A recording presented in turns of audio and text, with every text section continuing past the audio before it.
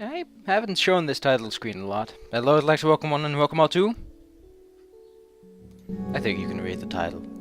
Today, another level, another token, another portal, another cube. We're almost done with World 3 and progress is slow and steady. Completion of World 3 means we are halfway through the game, because there are 6 worlds in total. The 6th one is unlocked by completing special objectives. We're going to Remains, which starts off with the real sensation that this place is nothing but crumbles and blibbity bloops. If you are to believe the sensibilities of a blibbity bloop. I really like floating pieces of wall and floor, like there's cracks between them. As if something shook it and tore it apart, just enough for the connecting pieces to just get out, but the actual component itself remains in the right place. Like, as if they resonated the stones, and I always like that effect, because it always makes an area feel weirdly alien.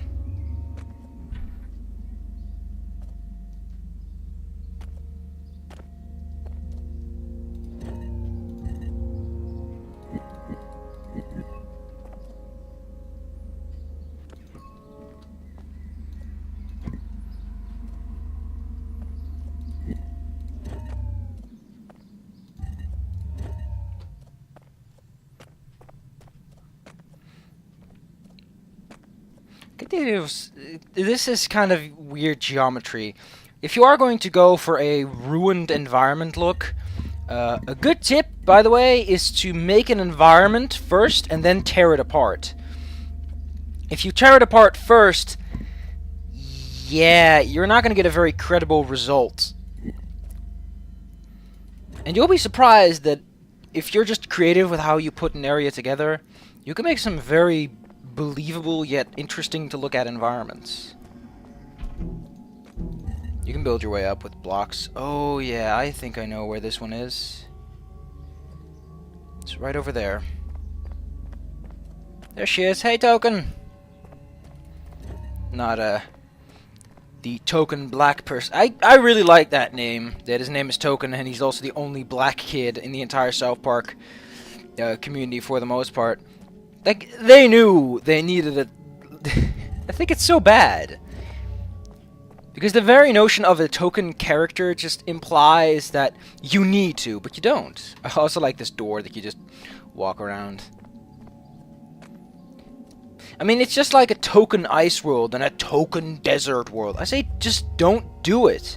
If you've got a better idea, or just it doesnn't fit this theme, don't go for it, man. Make your game, and make it a sexy game. Make it the game you want it to be, and don't stick to tropes just because you want to catch an audience, because it's that kind of thinking that nets you repetitive and boring games. Well, it nets you more repetitive and boring games. I'm certain that if you stick to conventions, you can churn out a pretty good game if you know what you're doing, but it does take a certain artistic value in order to do it right. Just saying that if you know better, go ahead. Otherwise, just you gotta do what you really have to do, nothing else.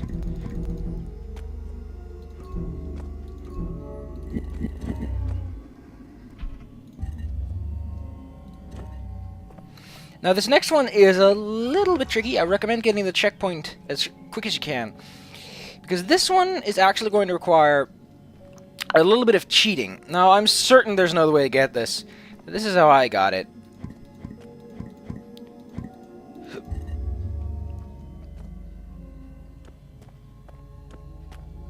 You jump up here, and then you jump up here. And they should have just enough... No, I need one more cube. I'll take the bottom one. And then I can build it upwards one, and it should work. Although, I could just build it this way. Build it up one, build it up one. Yeah, this is a lot better. Still a bit finicky, but could be worse. And we get ourselves the token. And the best part actually here is quite neat. Is that we can go and force reset the checkpoint so that we don't have to get the token again. Which I am a great proponent of. Checkpoints undo each other. You can only reuse a checkpoint once you've gotten another checkpoint. So don't forget that. It's a very good way of force checkpointing and not having to concern yourself with doing... Oh my gosh. I hope it doesn't float too far. It always does, though.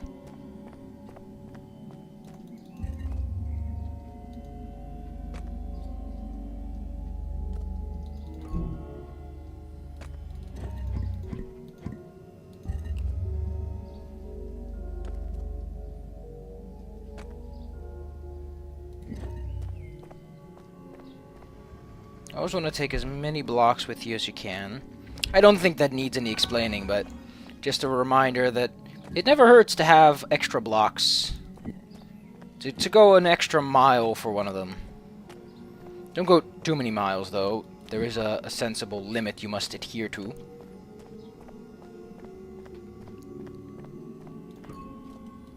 Can I? No.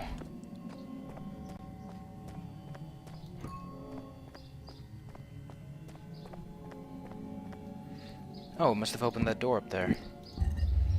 Well, I guess that if it opened up a door, then who am I? But a man, but a lie, but a taunt.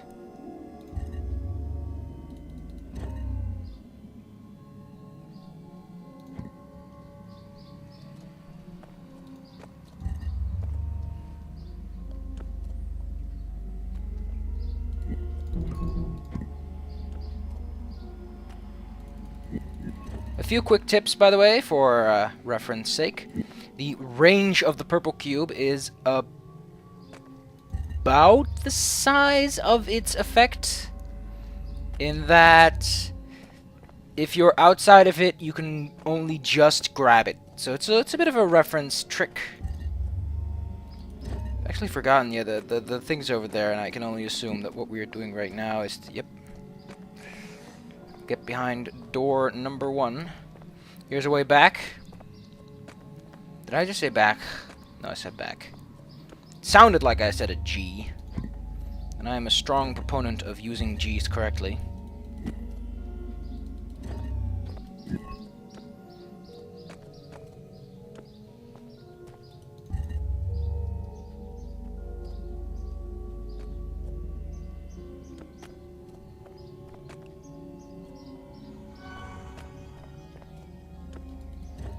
Damn it, if I fall now, I'm gonna have to pick up that gravity cube each and every time. So, as I said, there's a couple of moments where the system doesn't fully cooperate the way that the creator may have intended it to.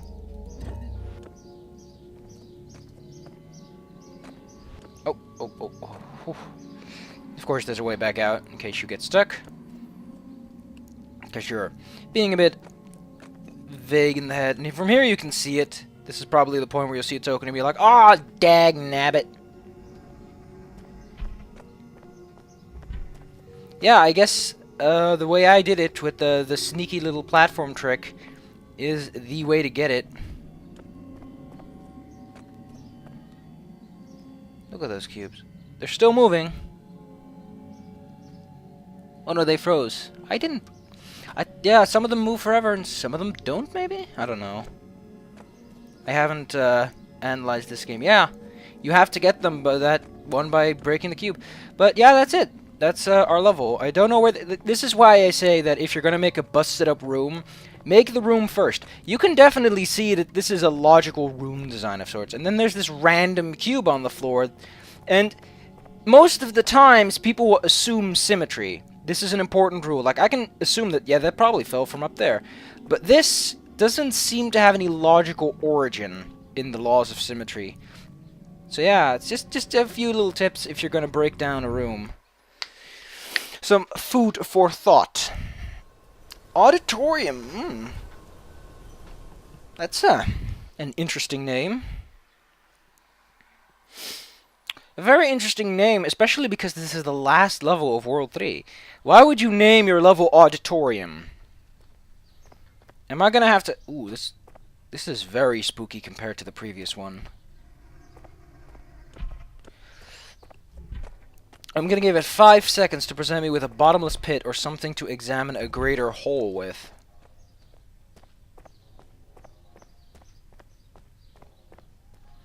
No, let's just go for the door. It's like the smallest step we can take. I really like this, how it's like glowing up here, like... I like that glow in general. It's a very nice blue. I really like this blue. And I like the little cracks and veins on it.